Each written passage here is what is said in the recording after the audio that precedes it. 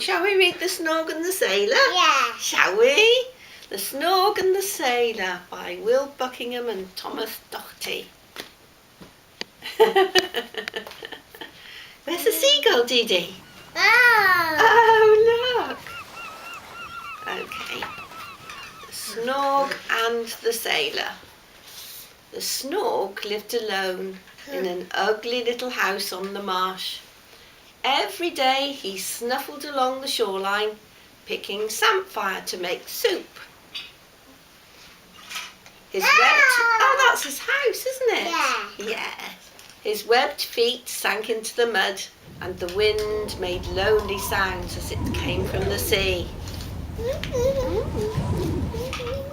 Every evening, the Snorg huddled in his chair by the fire. "How lucky I am," he muttered, "to have nobody to share my fire." He took a slurp of his salty soup.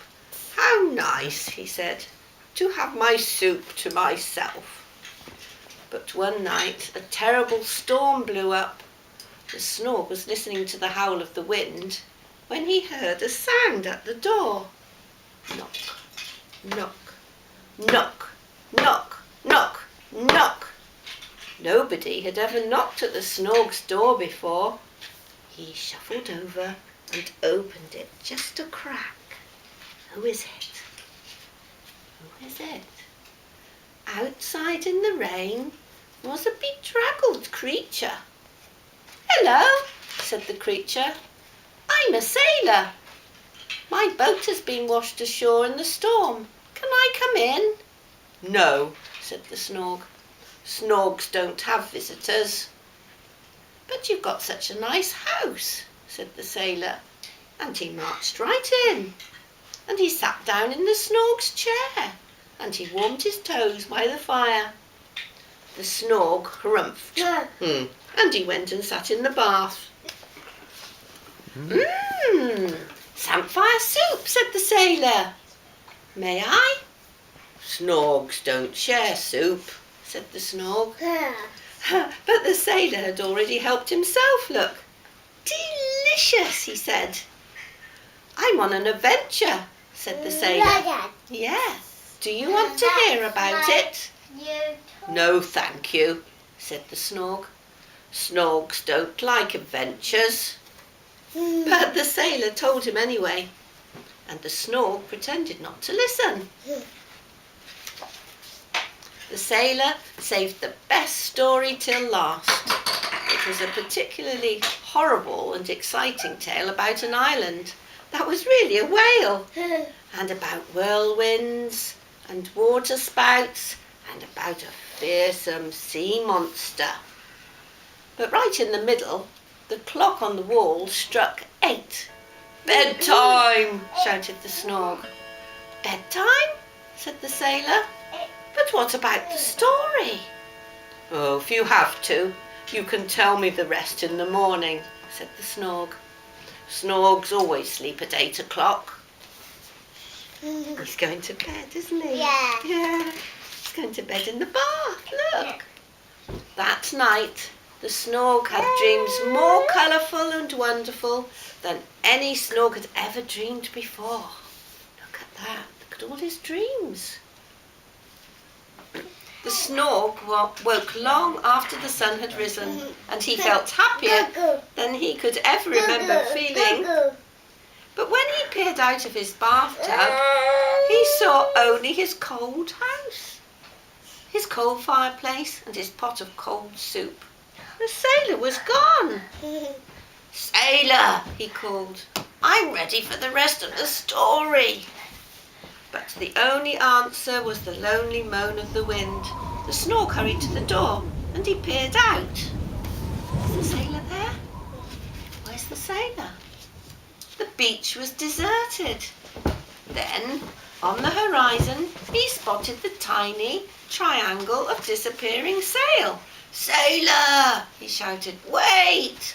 I have to hear the end of the story." But the boat just bobbed further away.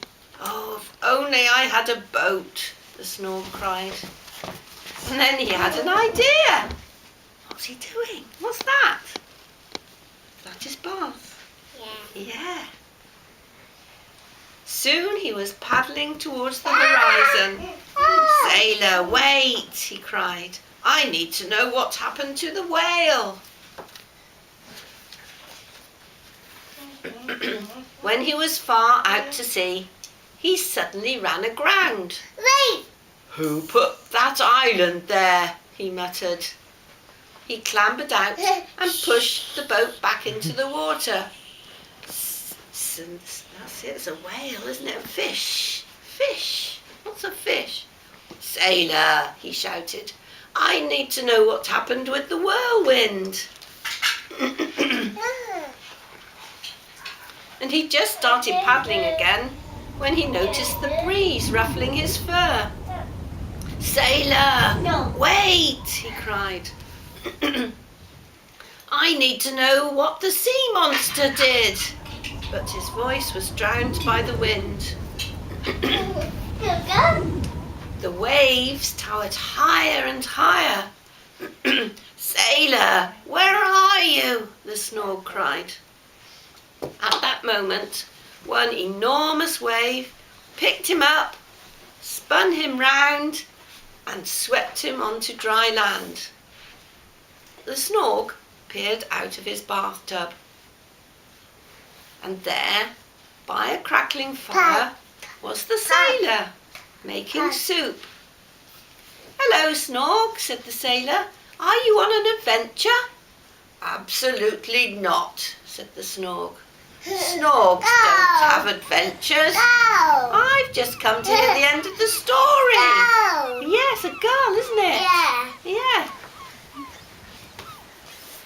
"Ah," said the sailor, offering him a bowl of soup. "But the story hasn't ended yet." Snorg stamped his foot. "But I have to know what happened next," he cried. The sailor scratched his chin. "Well, in that case, you'll just have to come with me. We set sail at dawn."